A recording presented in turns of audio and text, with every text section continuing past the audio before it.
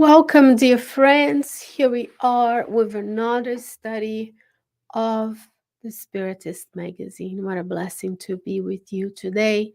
Every week, 8 p.m. Eastern Standard Time, we gather together to read and study and reflect on one of the articles from one of the issues of the Spiritist magazine. And today we have a much needed lesson, a wonderful companionship of Euripedes Barsanulfo, where we're going to be talking about spiritual um, excuse me, expanding spiritual relationships. Spiritual. I'm going to put it down the screen for us so that whoever comes after we start knows what's going on. So if you're able to get to the app or the website of the Spiritist magazine, which is spiritistmagazine.org, you can head out to issue 43 of the Spiritist magazine. I'm going to share my screen with you and show you how simple and easy, convenient for us to use these resources are. The Spiritist magazine can be accessed free of charge at spiritistmagazine.org. You have the link to the app, a Spiritist magazine app. We also have on that website the opportunity of ordering a physical copy of the magazine. If you would like to have a physical copy of the magazine, I have two. We use them here at the Spiritist Center in Richmond. We also use them at home. So many opportunities for you to enjoy the teachings.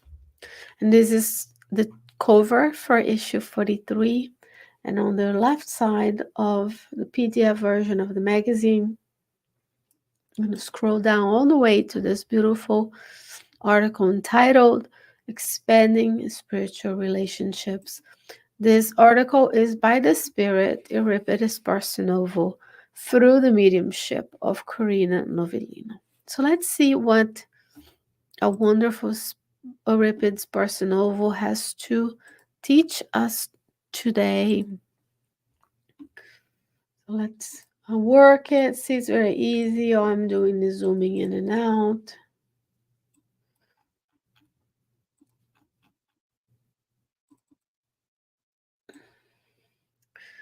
So there's a very short message, beautiful message for us to study today.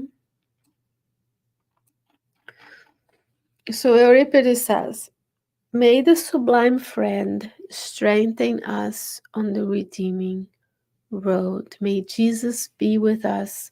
Should be a way we start every single conversation and studies in our daily lives, right? What a beautiful way to start a conversation. May the sublime friend strengthen in us on this redeeming road. How much different our studies, our meetings, our interactions with others would be if we just started by acknowledging that Jesus is our guide, our model, and is constantly providing for us on behalf of God, of course. Euripides says, the conquest of the new lights, the paths of light, has provided the human being with a series of precious resources in the footsteps of physical health, right? The most varied healing elements are facilitating individual routes on the planet. So you, my brothers and sisters, have to your mercy a generous source of these blessed resources for the recovery of energy spent by diseases in general. So let's think about the blessing of physical health, precious resources that we have. We have access to good nutrition, clean water, medical treatments, facilities, specialists. That's where I live in the US. That's the truth. Difficult to access at times and navigate, but we do have the resources. Other areas of the planet are waiting for that expansion of the resources to exist. So we need to work hard to expand access to all of these to all of these resources for us today. So we have, to our mercy, a generous source of these blessed resources to recover the energies that we've spent in general. So if we are feeling ill, if we know someone who is feeling ill, may we know that this generous source of resources are at our hand to be tapped into for our recovery of energies. So let's think about these divine providences brought to us by the book Genesis by Allan Kardec as this constant outflow of resources from God that we, incarnate and discarnate spirits alike, are able to encounter, to filter, to understand when we are more elevated, and just to partake on these resources. And depending on where we are in this scale of evolution, we partake more or less of this flow that he's going to talk about next, that can aid on the healing of the illness of the physical body. And he continues, every sick person can find this manna that flows from divine mercy. It is enough for this to keep alive the lamp of the faculties of feeling. So he talked about health and feeling. I truly hope that when we read these messages together, we can feel these healing energies and this divine source flowing from God to us, healing, helping, soothing, attenuating the experiences of disease that we still have on our planet. Then he says, the celestial friend gave us the example, practicing in the highest sense of the term, the law of justice through cultivation of love, seeking the perfect lesson by example. The Master even left us the beauty of forgiveness for those who could not understand the superb sacrifice. And what was the mission of the divine Lamb but the chain of potent bonds of bountiful understanding and sublime love?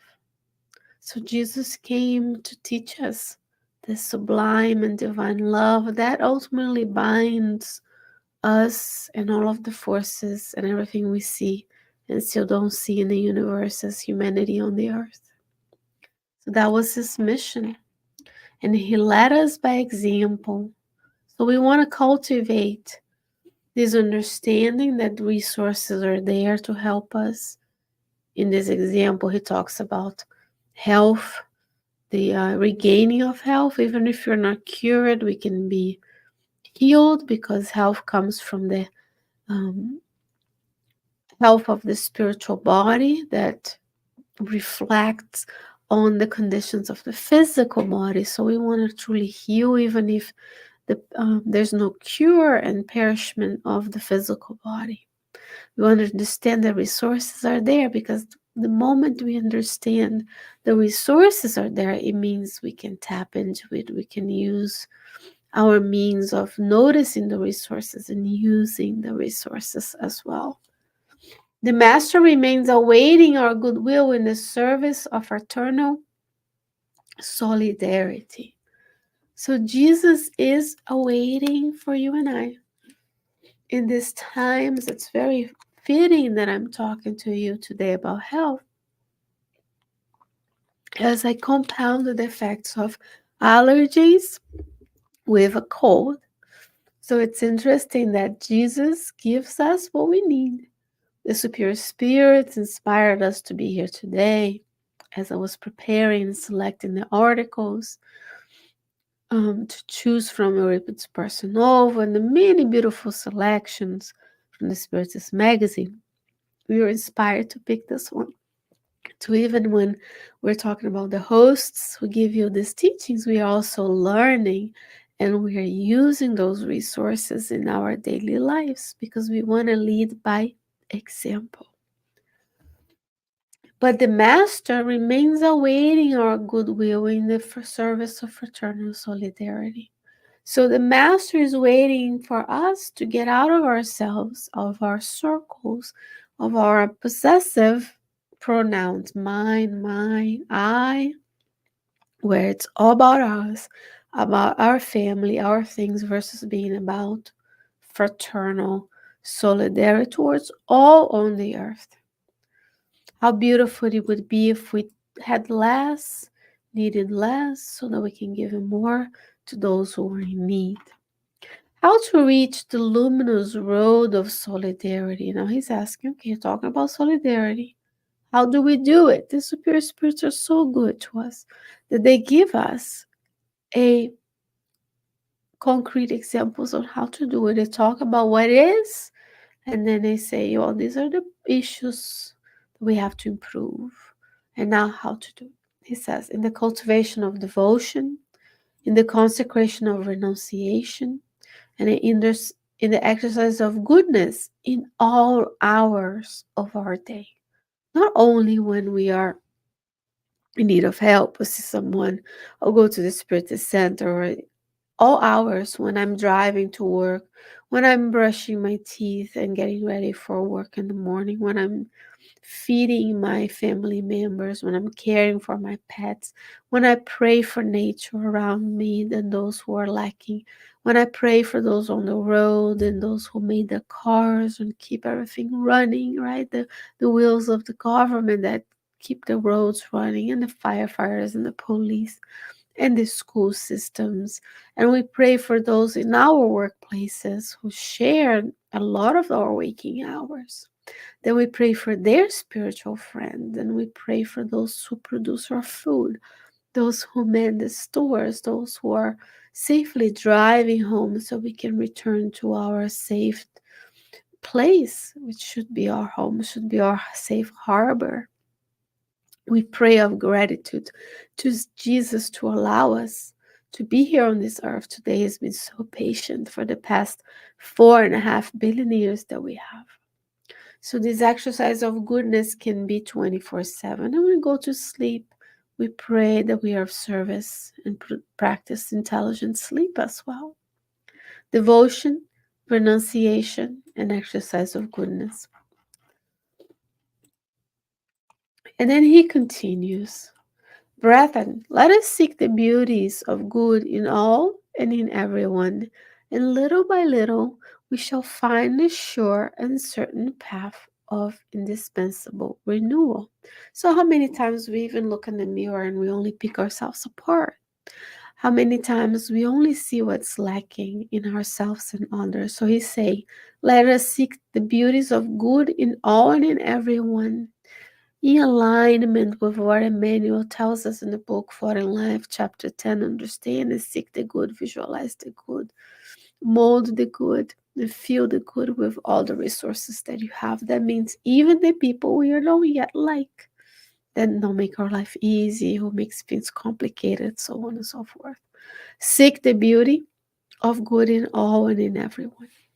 Let us not forget the duties of fraternity amongst individuals, as the family of the Spirit is great enlarged. So we want to remember others. He says, remember that your neighbor is humanity, not just those who live next to us, not just those who share our neighborhood, not just those of our families, but humanity. Today we are here incarnated with these blessed resources of Spiritism.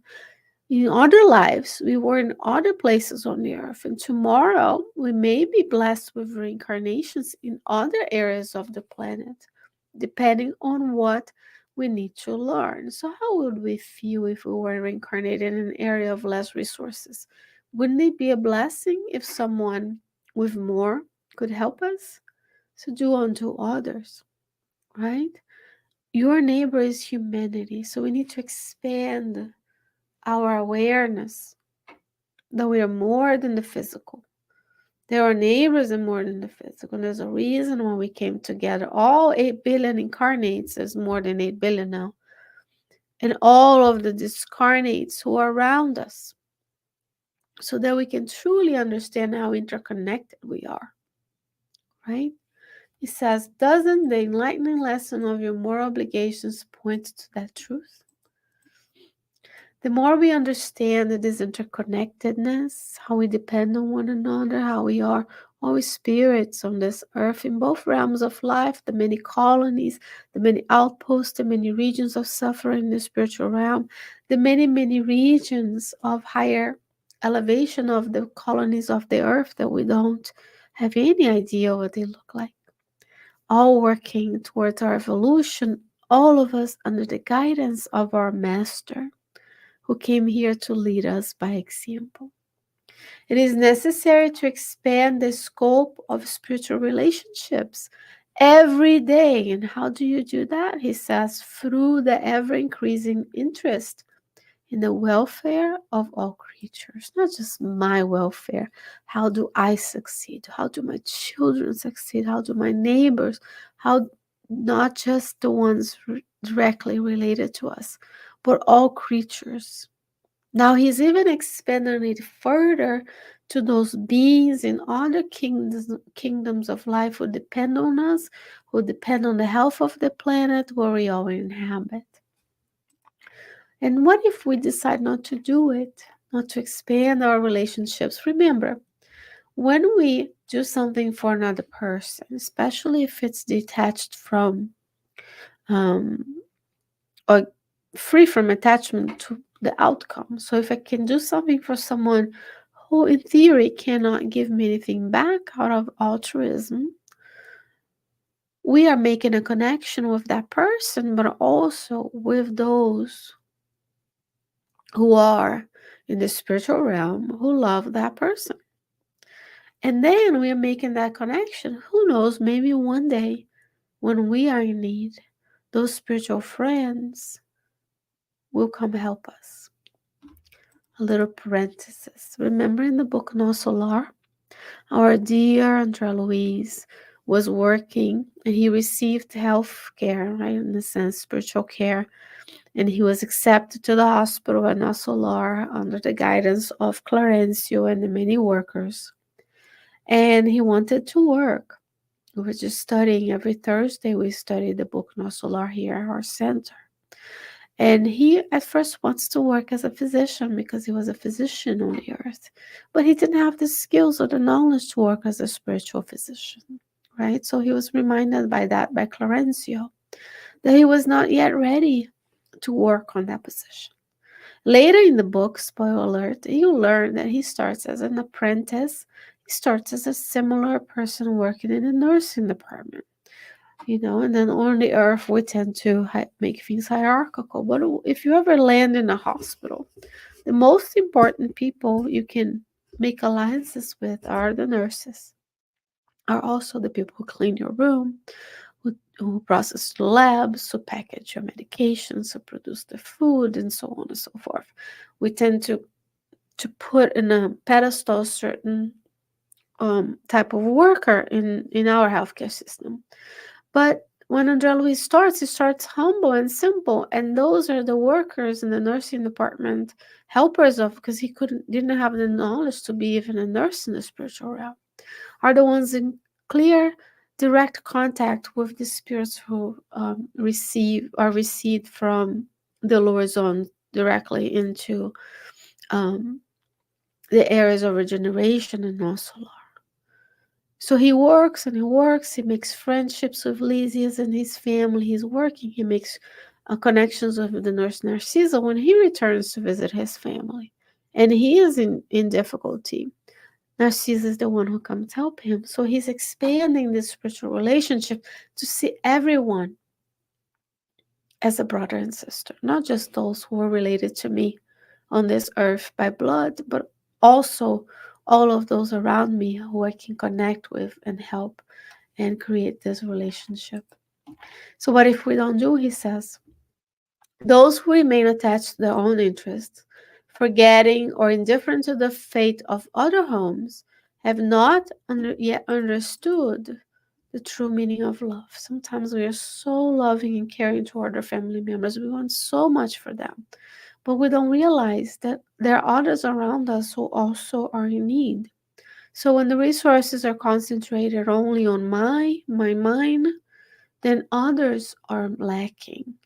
Sometimes to no fault of their own. Even inside a city, we see pockets of wealth and pockets of poverty, right? If we all worked together, we would truly understand the meaning of love, of helping our brothers and sisters who have so much potential that doesn't get realized when the resources aren't there. To the Spiritist, will be required much love in the multiple manifestations of charity, because the Spiritist received much from mercy for the understanding of eternal clarity. So to you and I, the weight is heavier. For those who are around the earth, YOLOing, you only live once mentality, who are just thinking about the physical, when I die in deep sleep, they're going to end up in outposts, sleeping until they're ready to wake up in the spiritual realm. Well, we know. So much will be required of us. Much love in the multiple manifestations of charity. And there are many, many ways of being charitable. If you look at the Spirit's book, the love, justice, and charity, as well, there's a message from the Spirit Emmanuel in the book Living Spring, that's called Alms. And I won't recall the exact message right now. But it talks about how praying for others, helping others, smiling, giving direction, praying before you go to a place, praying before you drive. There's so many ways we can exercise this love in the multiple manifestations of charity. Let us seek peace within ourselves in the practice of the law of justice within the Christian principle. Do not wish for others what you do not want for yourself. Do to others what do you desire for yourself. So, what do you desire for yourself? And let's expand the desire from the physical needs of comfort that we have on the earth to this truly deeper understanding. What do we desire? We desire to be seen, to be understood, to be loved. So, we do that to others. We look at them, we take time to know of them and understand, versus just being fulfilling the desire of the physical needs. As we grow, it says here, we've been given much was given to us, the Spiritist, right? From divine mercy.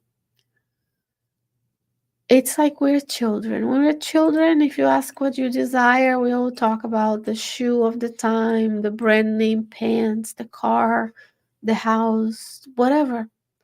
And as we grow older, we see that those things are physical comfort, protection, safety from the elements. Those are all important. And then as we grow and we mature, we see how important relationships are, how important is our physical health, how important it is to be connected with others. And this gets much even more clear now as we have this epidemic of loneliness in all age groups. And we see the concerning effect that loneliness have in older folks, and also the devastating effect of anxiety, depression, and suicide on younger folks this day. So so much love can be spread throughout our many actions that includes seeing someone, talking to them, reaching out. And yes, please, if you can clothe, if you can feed, if you can shelter those who need, that's also needed. But we need to go above and beyond just what the physical needs are. We need to give the bread, give the meal, but we also need to feed the spirit.